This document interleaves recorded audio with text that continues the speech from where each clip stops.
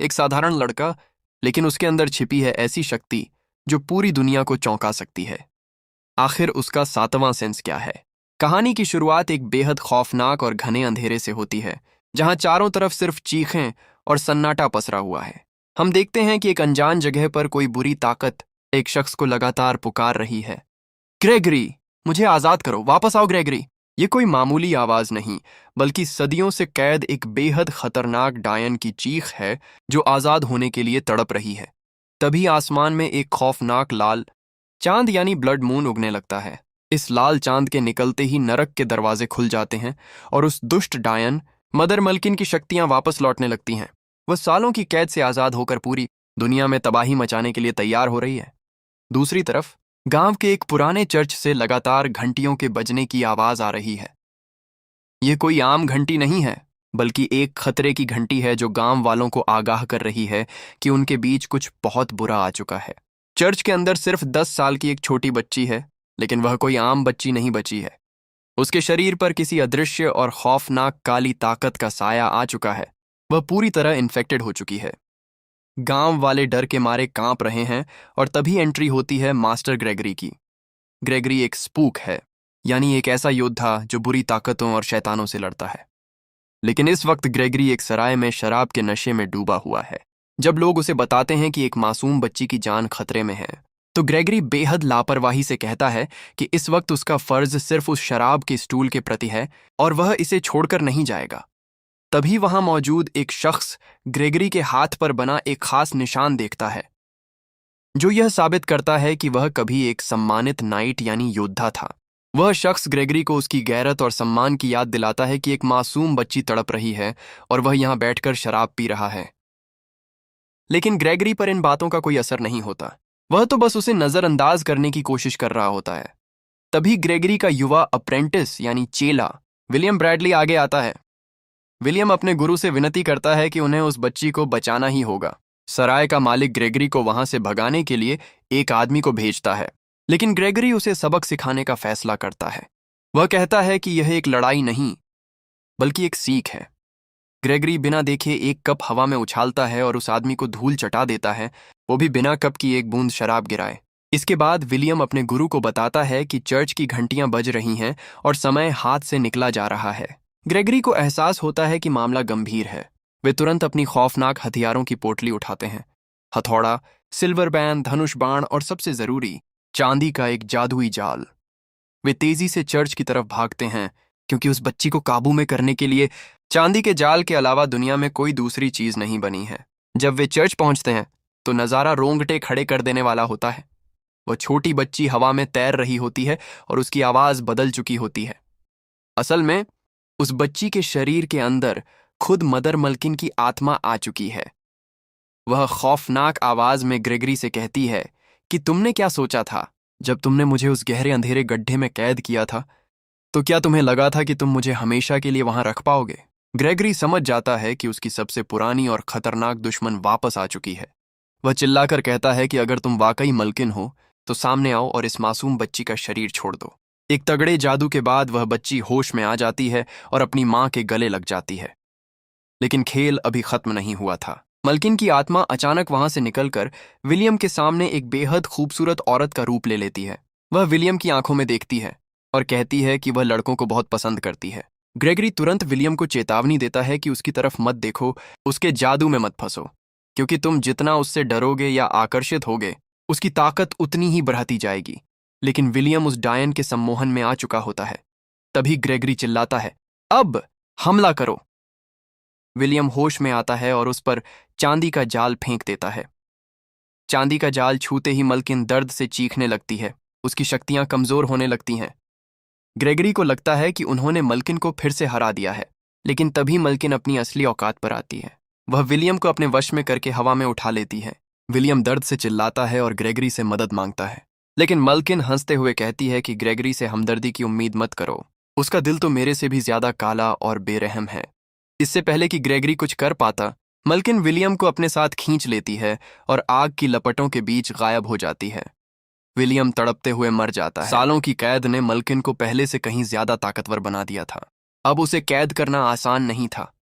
अपने सबसे काबिल चेले को खोने के बाद गुस्से से पागल ग्रेगरी आसमान की तरफ देखकर चिल्लाता है कि मलकिन, मैं तुम्हारे गार पेंडल माउंटेन आ रहा हूं और तुम्हें तड़पा तड़पा कर मारूंगा। कहानी यहां से एक नया मोड़ लेती है और हम थॉमस वॉर्ड नाम के एक सीधे साधे लड़के को देखते हैं। टॉम एक बेहद गरीब परिवार से है और खेतों में सुअर चराने का काम करता है। लेकिन टॉम इस मामूली जिंदगी से खुश नहीं है। उसे लगता है कि उसकी किस्मत में कुछ बहुत बड़ा लिखा है। अचानक टॉम को अजीब अजीब भयानक विजन यानी भविष्य की झलकियां दिखने लगती हैं। वह कांपने लगता है और बेहोश होने की कगार पर पहुंच जाता है। उसकी माँ उसे संभालती है और कहती है कि डरना मत। तभी उनके दरवाजे पर कोई दस्तक देता है। यह कोई और नहीं बल्कि खुद मास्टर ग्रेगरी है। ग्रेगरी वहां आकर पूछता है कि क्या यह वॉर्ड का घर है? मुझे पता चला है कि यहाँ एक 7वें बेटे का 7वां बेटा रहता है। दरअसल एक 7वें बेटे का 7वां बेटा ही वह इकलौता इंसान होता है जिसके पास जादुई और रूहानी ताकतों से लड़ने की जन्मजात शक्ति होती है। टॉम आगे आता है और अपना नाम बताता है। टॉम को देखते ही उसकी माँ समझ जाती है कि जिस भयानक दिन का उन्हें डर था वो आ चुका है। टॉम अपनी माँ को बताता है कि यही वह शख्स है जो रोज उसके सपनों और विजनों में आता था। टॉम की माँ ग्रेगरी से पूछती है कि तुम्हारे पिछले अखाड़े के चेलों का क्या हुआ? ग्रेगरी खामोश रहता है क्योंकि वह जानता है कि उसके सारे चेले मारे जा चुके हैं। टॉम की माँ भारी मन से टॉम को एक जादुई पेंडेंट देती है और कहती है कि इसे हमेशा पहन कर रखना, तुम्हारी असली ताकत तुम्हारे अंदर है।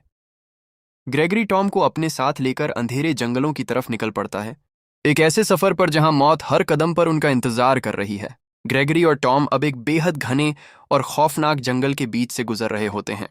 हमें मदर विच को दिखाया जाता है जो कई 100 सालों के बाद अपने पुराने किले में पहुंचती है, जिसकी हालत बहुत ज्यादा खराब है। वो पूरी तरह से खंडर हो चुका होता है। वहीं उसकी बहन भी होती है जिसे ग्रेगरी ने यहीं पर कैद किया होता है। सबसे पहले वह अपनी बहन को आजाद करके उसे दोबारा से जवान बना देती है और इसके बाद वह अपने किले को पहले जैसा कर देती है। वहीं हमें ग्रेगरी और टॉम को दिखाया जाता है जो मार्केट में होते हैं। ग्रेगरी सामान लेने के लिए टॉम को कहता है। टॉम जब सामान लेने के लिए जाता है तभी वो वहां पर एक लड़की को देखता है जिसे कुछ सिपाहियों ने पकड़ा हुआ होता है। दरअसल वो इसे मारने के लिए जा रहे हैं। टॉम ने इस लड़की को कई बार पहले भी अपने विजन्स में देखा है, इसीलिए वह सिपाहियों के पास जाता है और कहता है कि मैं ग्रेगरी के साथ काम करता हूं, मैं उसका असिस्टेंट हूं, तुम्हें इसे छोड़ना होगा। यह कहने पर वह लोग उस लड़की को छोड़ देते हैं। टॉम उस लड़की से उसका नाम पूछता है लेकिन वह उसे अपना नाम नहीं बताती और कहती है कि मेरे बारे में ग्रेगरी को कुछ मत बताना। यहां से निकलकर वह मदर विच के महल में जाती है जहां हमें पता चलता है कि यह मदर विच की बहन की बेटी है। इसका नाम एलिस है। वहीं हमें टॉम, ग्रेगरी और उसके खास आदमी को दिखाया जाता है जो सब के सब अब ग्रेगरी के घर जा रहे हैं। ग्रेगरी के घर पहुंचने के बाद यहां पर टॉम को पता चलता है कि ग्रेगरी फैल्कन ग्रुप का एक आखिरी सदस्य है। फैल्कर ग्रुप वो ग्रुप था जो इंसानों को बुरी शक्तियों से यानी कि सुपरनैचुरल पावर से बचाती थी, और अब उस ग्रुप का आखिरी जो मेंबर, आखिरी योद्धा है, वह और कोई नहीं बल्कि ग्रेगरी है। ग्रेगरी बताता है कि जल्दी ब्लड मून दोबारा आने वाला है और अगर ऐसा हुआ तो मदर विच को उसकी सारी शक्तियां मिल जाएंगी।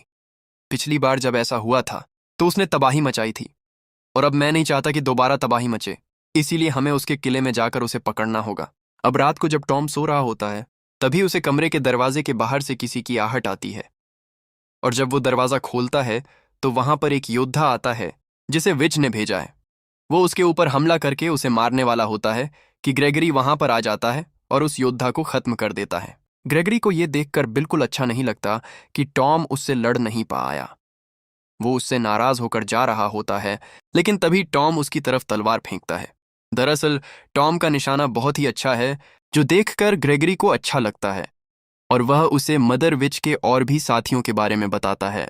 अगले दिन यह किले की तरफ निकल पड़ते हैं ताकि मदर विच को मार सके, लेकिन इससे पहले कि ये किले तक पहुंचते यहाँ पर कुछ सैनिक आकर इन्हें पकड़कर वापस शहर ले आते हैं जहां पर सैनिकों ने एक मॉन्स्टर को पकड़ा होता है जो अपना रूप बदल सकता है और ग्रेगरी को इसे मारना है। ग्रेगरी जब उसके सामने जाता है तो वह पिंजरा तोड़कर बाहर आ जाता है, लेकिन ग्रेगरी अपनी शक्तियों से उसे उसके असली रूप में ले आते हैं और एक बार फिर से कैद कर लेते हैं। अब इसे जलाकर मारना है, जो काम वो टॉम को देते हैं, लेकिन टॉम का दिल बहुत ही रहम दिल है, इसीलिए वह ये काम नहीं कर पाता। ग्रेगरी को उसे मारना पड़ता है, लेकिन वह टॉम की इस बात से बिल्कुल भी खुश नहीं होते क्योंकि वह चाहते हैं कि टॉम इस तरह के लोगों को मारे। वहीं हमें एक बार फिर से एलिस को दिखाया जाता है जो इनके आसपास ही होती है। दरअसल उसे टॉम और ग्रेगरी के ऊपर नजर रखने के लिए भेजा गया होता है, पर जब भी वो टॉम के पास होती है तो वो उसके टूवर्ड्स अट्रैक्ट होती है।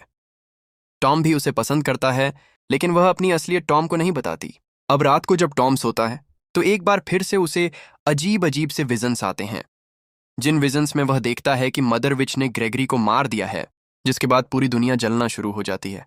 अगली सुबह ग्रेगरी टॉम को अपने पास बुलाता है। दरअसल ग्रेगरी को पता चल चुका है कि टॉम किसी विच को पसंद करता है, उससे प्यार करता है। वो उसे अपनी कहानी बताता है, कहता है कि मैं भी कुछ 100 साल पहले किसी विच से प्यार करता था, पर जैसे जैसे वक्त बीतता गया वह विच अपने असली रूप में आना शुरू हो गई। उसने लोगों को मारना शुरू कर दिया, इसीलिए मुझे उससे दूर होना पड़ा। और वो विच और कोई नहीं बल्कि मदर विच है। जब मैंने किसी और लड़की से शादी कर ली तो उसने अपना दिमागी आपा खो दिया और उसने मेरी पत्नी को मार दिया। साथ ही वो मासूम इंसानों को भी मार रही थी। इसीलिए एक बार फिर से मुझे उससे प्यार का नाटक करना पड़ा, और जब मुझे मौका मिला तो मैंने उसे कैद कर दिया। जिस लड़की से तुम प्यार करते हो, जिसका नाम एलिस है, ओबिना कॉविच है, और मैं नहीं चाहता कि जो मेरे साथ हुआ है वह तुम्हारे साथ भी हो। और अब दोनों के दोनों मदर विच को मारने के लिए उसके किले की तरफ निकल पड़ते हैं। और तभी एक बहुत बड़ा मॉन्स्टर जो कि मदर विच के लिए काम करता है इनके ऊपर हमला कर देता है। अपनी जान बचाने के लिए दोनों के दोनों पानी में कूद जाते हैं। मॉन्स्टर भी पानी में कूद जाता है और टॉम उसके ऊपर चढ़कर उसे अपनी तलवार से जख्मी कर देता है। आगे बहुत ही बड़ा झरना होता है, जिस झरने से गिरने के बाद उस मॉन्स्टर की मौत हो जाती है, लेकिन टॉम बच जाता है। अब उसके सामने एक दूसरी विच आती है जिसके पास तलवार है, और इससे पहले कि वो टॉम को तलवार से मारती, उसकी तलवार टॉम के गले में जो लॉकेट होता है जो उसकी मॉम ने उसे दिया था उस पर टच होता है, जिसे देखकर वो पूरी तरह से हैरान हो जाती है। वो कहती है कि यह मदर विच का है, और यह बात बताने के लिए वो यहाँ से मदर विच के पास चली जाती है। ग्रेगरी देखकर कि किस तरह से टॉम ने उस मॉन्स्टर सोबाओस को मारा था और विच भाग गई, बहुत खुश होता है। वो टॉम को बताता है कि तुम्हारे गले में जो लॉकेट है, जो स्टोन है, ये विचेस अपने पास रखती हैं, और ये मदर विच का था, लेकिन किसी दूसरी विच ने उससे चुरा लिया था, जिसके बाद उसकी शक्तियां बहुत कम हो गई थीं, और इसी वजह से मैं उसे कैद कर पाया था। ये सब बातें सुनने के बाद टॉम को समझ में आ जाता है कि उसकी मॉम भी एक विच है और उन्होंने मदर विच का स्टोन चुराया था। वहीं मदर विच को जब पता चलता है कि उसका स्टोन टॉम के पास है तो वह अपने साथियों के साथ शहर के ऊपर हमला कर देती है। यहाँ पर टॉम की मॉम भी होती है जो अपने परिवार के साथ यहाँ से भाग रही होती है, लेकिन अब उसे लगता है कि उसे शहर को बचाना होगा। वो मदर विच के एक साथी को मार देती है। मदर विच उसे देख लेती है और पहचान लेती है कि इसी ने कई 100 साल पहले उसका लॉकेट चुराया था, और अब वो उसे मार देती है। पर अब भी उसे उसका शक्तिशाली लॉकेट वापस नहीं मिला होता, इसीलिए वह अपनी बहन की बेटी एलिस से कहती है, और अब एलिस टॉम तक पहुंच जाती है, और जब उसके करीब होती है तो वह उसके लॉकेट को चुरा लेती है। पर इससे पहले कि वो लॉकेट लेकर यहाँ से निकलती, ग्रेगरी यहाँ पर आ जाता है और वो एलिस को पकड़ लेता है, क्योंकि वह एलिस को मारना चाहता है, क्योंकि वो एक विच है। पर इससे पहले कि वो ऐसा करता, टॉम एलिस को भगा देता है। अब टॉम देखता है कि उसका लॉकेट गायब है, जिससे ग्रेगरी को बहुत गुस्सा आता है। साथ ही टॉम को इस बात पर विश्वास हो जाता है कि एलिस भी दूसरी विचेस की तरह है, वह भी एक बुरी विच है। और अब यहाँ पर मदर विच के बहुत सारे लोग आ जाते हैं जो टॉम, ग्रेगरी और ग्रेगरी के वफादार साथी के ऊपर हमला कर देते हैं। ये तीनों के तीनों उनसे लड़ते हैं, लेकिन वो बहुत शक्तिशाली हैं। इसीलिए टॉम को और ग्रेगरी के वफादार साथी को ऊपर खाई से नीचे फेंक दिया जाता है और ग्रेगरी को बंदी बना लिया जाता है। टॉम और ग्रेगरी का जो वफादार साथी होता है, दोनों के दोनों जिंदा होते हैं। टॉम बेहोश होता है, इसीलिए उसे एक बार फिर से विजन्स आते हैं, जिसमें उसकी मॉम उसके पास आती है और बताती है कि मैं भी एक विच थी, लेकिन सभी विचेस बुरी नहीं होती। मैंने विचक्राफ्ट को छोड़ दिया और तुम्हारे पिता से शादी कर ली। तुम सिर्फ सेवन सन ऑफ सेवन सन नहीं हो, बल्कि तुम एक बहुत ही स्ट्रांग विच के बेटे भी हो, और तुम मदर विच को हरा सकते हो। वहीं मदर विच को दिखाया जाता है जिसके पास अब लॉकेट है, और आज ब्लड मून की रात होती है, और जैसे जैसे ब्लड मून की रोशनी लॉकेट के ऊपर गिरती है, मदर विच की शक्तियां वापस आना शुरू हो जाती हैं। उसके पास ग्रेगरी भी होता है, और ग्रेगरी को अपनी शक्तियों से वह अपने वश में करना शुरू कर देती है। वहीं एलिस को पता चल जाता है कि मदर विच ने उसके साथ धोखा किया है। उसने टॉम को मरवा दिया, इसीलिए वह उसके गले से लॉकेट को खींचकर निकाल देती है, जिससे उसका पूरा का पूरा प्रोसेस रुक जाता है, जिससे ग्रेगरी भी उसके वश से आजाद हो जाता है। मदर विच को बहुत गुस्सा आता है। वो ड्रैगन के रूप में आकर एलिस को मारने के लिए आगे बढ़ती है, लेकिन एलिस की मॉम, जो कि विच है, जो कि मदर विच की बहन है, वो नहीं चाहती कि मदर विच उसकी बेटी को मार दे। अब जब वो अपनी बड़ी बहन से लड़ रही होती है, तभी यहाँ पर मदर विच का एक दूसरा सिपाही एलिस को मारने वाला होता है। पर अब टॉम भी यहाँ पर पहुंच चुका है, जो उसे मारकर एलिस को बचा लेता है। वहीं ग्रेगरी को दिखाया जाता है, जिसे मदर विच का एक दूसरा साथी मारने की कोशिश कर रहा होता है, लेकिन ग्रेगरी उसी के हथियार से उसे मार देता है। मदर विच और उसकी बहन आपस में ड्रैगन बनकर लड़ रही होती हैं। ये दोनों के दोनों बहुत ज्यादा जख्मी हो जाते हैं और उसी जख्मी हालत में ऊपर से नीचे गिर जाते हैं, जिसके बाद ये इंसानी रूप में आ जाते हैं। विच इसके बाद अपनी बहन को मार देती है, पर अब उसे पता चल चुका है कि उमद्रस के सभी साथी मारे जा चुके हैं। वह सिर्फ अकेली बची है। ग्रेगरी उसके सामने होता है। वह ग्रेगरी को पकड़ लेती है, पर इससे पहले कि वो ग्रेगरी को मारती, वहां पर टॉम आ जाता है, जो दूर से उस पर निशाना लगाकर उसे मार देता है। और इसके बाद उसके पूरे किले को आग लगा दी जाती है और इस तरह से मदर विच और उसके सभी साथियों का खात्मा हो जाता है। ये सब के सब यहाँ से निकल जाते हैं, जिसके बाद ग्रेगरी टॉम के काम से खुश होकर उसे एक फैलकन योद्धा बना देता है, यानी कि अब वो एक फैलकन योद्धा है। अगली सुबह टॉम एलिस से मिलने के लिए जाता है और उसे बताता है कि अब वो एक फैलकन योद्धा है। उसे ग्रेगरी के साथ मिलकर अलग अलग मिशंस पर जाना होगा। हम दोनों कभी भी एक नहीं हो सकते। एलिस भी इस बात को समझती है, पर वो उससे वादा करता है कि वह उससे मिलने जरूर आएगा। और इसके बाद वो ग्रेगरी के पास जाता है ताकि अगले मिशन पर जा सके। पर ग्रेगरी टॉम से कहते हैं कि अब तुम्हें मेरे पीछे आने की कोई जरूरत नहीं है, क्योंकि तुम अपने आप में एक संपूर्ण योद्धा हो। तुम इसी राज्य में एलिस के साथ रह सकते हो और यहाँ की रक्षा कर सकते हो। और इसके बाद ग्रेगरी अपने वफादार साथी के साथ यहाँ से निकल जाते हैं, यानी कि टॉम और एलिस, जो एक दूसरे से प्यार करते हैं, अब वो हमेशा एक दूसरे के साथ रहेंगे। और इसी के साथ ये फिल्म, ये कहानी यहीं पर खत्म हो जाती है।